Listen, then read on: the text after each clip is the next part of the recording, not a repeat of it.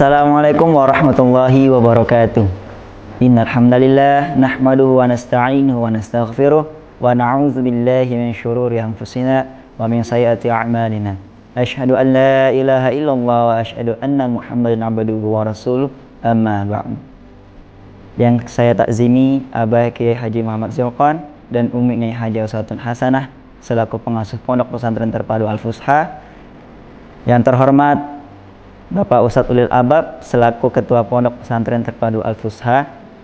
Pertama-tama marilah kita panjatkan puja dan puji syukur atas kehadirat Allah Subhanahu wa taala yang telah memberikan kita beribu-ribu nikmat sehingga kita dapat berkumpul dengan keadaan sehat walafiat. Yang kedua, salawat serta salam tetap tercurahkan kepada baginda agung Nabi besar Nabi Muhammad SAW yang telah membawa kita dari zaman kegelapan hingga zaman terang menerang seperti saat ini. Kembali lagi bersama kami di Al-Fusha TV Studio. Di sini saya akan sedikit menceritakan kisah tentang Nabi Sulaiman alaihissalam. Setelah wafatnya Nabi Daud, Nabi Sulaiman menggantikan ayahnya sebagai raja Bani Israel. Ia memerintah selama 40 tahun. Dan selama pemerintahannya, kerajaan Bani Israel mencapai puncak kejayaan dan kemakmuran. Nabi Sulaiman memiliki kekuasaan yang sangat besar. Ia memiliki wilayah yang sangat luas yang dikuasainya, termasuk Syam, Yaman, dan Mesir.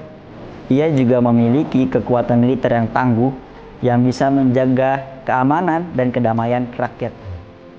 Nabi Sulaiman juga dikenal sebagai raja yang bijaksana dan adil. Ia menerapkan hukum-hukum Allah dalam pemerintahannya, dan ia juga selalu mementingkan kepentingan rakyat, baik itu kesejahteraan dan kemakmuran. Nabi Sulaiman juga seorang pemimpin yang visioner. Ia membangun Baitul Maqdis sebagai pusat peribadatan dan simbol kejayaan kerajaannya. Ia juga mengembangkan perdagangan dan ekonomi sehingga kerajaan Bani Israel pada masa itu menjadi salah satu kerajaan yang terkaya dan terkuat pada masa itu. Ia juga dapat mengendalikan angin dan menyuruh jin untuk membangun istananya. Kisah Nabi Sulaiman dan Ratu Balqis dari Saba merupakan salah satu kisah yang menunjukkan mukjizat Nabi Sulaiman.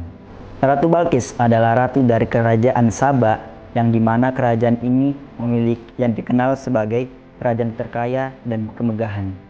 Kemudian Nabi Sulaiman mengutus utusan kepada Ratu Balqis untuk mengajaknya beriman kepada Allah Subhanahu wa taala.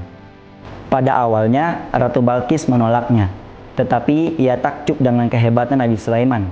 Kemudian ia mengunjungi Nabi Sulaiman dan melihat sendiri mukjizat-mukjizatnya.